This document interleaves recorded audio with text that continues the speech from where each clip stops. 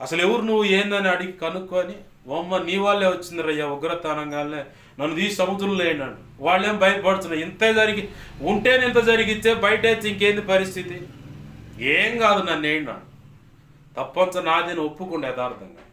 ఈరోజు చాలామంది వాస్తవికంగా జరిగిన తప్పు నాదేనయ్యా, నా వల్లే జరిగింది ఈ తప్పు, నా వల్ల ఈ వ్యక్తి జీవితం పాడైపోయింది, నా వల్ల ఇదిగో ఈ సేవ పాడైపోయింది, నా వల్ల ఒక ఆత్మ నశించిపోయింది, నా వల్ల ఇదిగో కొందరు సంఘానికి రావాల్సిన వాళ్ళు రాకుండా అభ్యంతర కారణంగా నేను బ్రతికానయ్యా, నా వల్ల ఇదిగో ఆ కుటుంబానికి పతనానికి కారణం నేనే, నా వల్లే వాళ్ళకి ఆర్థిక నష్టం జరిగింది, నా వల్లే వాళ్ళ సాక్ష్యం పాడైంది, నా వల్ల ఇదిగో వాళ్ళ గురించి చెడ్డగా చెప్పుకుంటున్నారు, నేను మాట్లాడిన దాన్ని బట్టి, నేను ప్రచారం చేసిన దాన్ని బట్టి. అస్సలు యథార్థంగా దేవుని ఎదుట జరిగిన పొరపాటు ఒప్పుకునే వాళ్ళు లేరు. అంత పక్కనోడి మీదే. ఆదాం కనుక అవ్వం మీద నెట్టేసినట్టు, అవ్వం మేము సర్పం మీద నెట్టేసినట్టు, అంత పక్కనోడి మీద అంత సాకులు చెప్పటమే.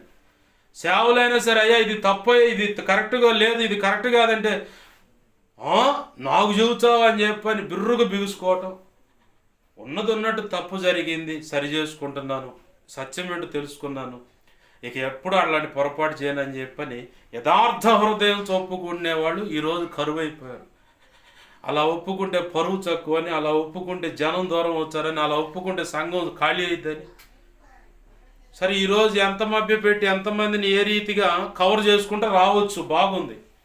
క్రీస్తు న్యాయపీఠం మీద ఈ కవరింగ్లు ఏముండవు, పొరలు కప్పటానికి ఏముండదు, అన్ని పొరలు బిగుతుడు ఆయన.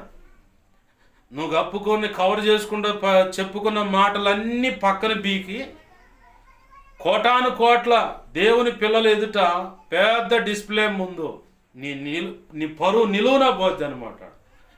ఒప్పుకోకుండా తేడా పడితే కొన్ని విషయాలు యథార్థంగా ఆ వ్యక్తులు ఎదుట ఒప్పుకోవాలి. మొన్న ఒక ముస్లిం సహోదరుడు సాక్ష్యం వింటా ఉన్నాను, ఎలియబ్ సహవాసం అంట. రక్షణ పొందిన తర్వాత పొందానయ్యా ఇది సంగతి అంటే, నువ్వు ఇంకా పాపాలు ఒప్పుకోలేదని. ఏమేమి ఒప్పుకోలేదంటే, నువ్వు ఎవరెవరి దగ్గర తప్పు చేసావు, ఎవరి దగ్గర అక్రమంగా తీసుకున్నావో వాళ్ళ దగ్గర పోయి నువ్వు తప్పైంది క్షమించమని అడగాలన్నాడు. అట్లనే పోయిండంట ఆయన. 50 రూపాయల బిల్లు 200 వేసిండంట. 150 అకృతంగా తీసుకున్నానయ్యా మీ దగ్గర ఆ ఓనర్ల దగ్గర పోయి క్షమాపణ అడుక్కొని సరిచేయబడి వచ్చాడంట. ఇప్పుడు నా మనసు ప్రశాంతంగా ఉందని చెప్పని అతను సాక్ష్యం ఇస్తూ ఉన్నాడు. ఈరోజు ఉన్న అంత యథార్థత ఒక విశ్వాసిలో, పరిచారకుల్లో, సంఘ పెద్దల్లో, సేవకులైనా సరే చాలా కరువైన పరిస్థితి.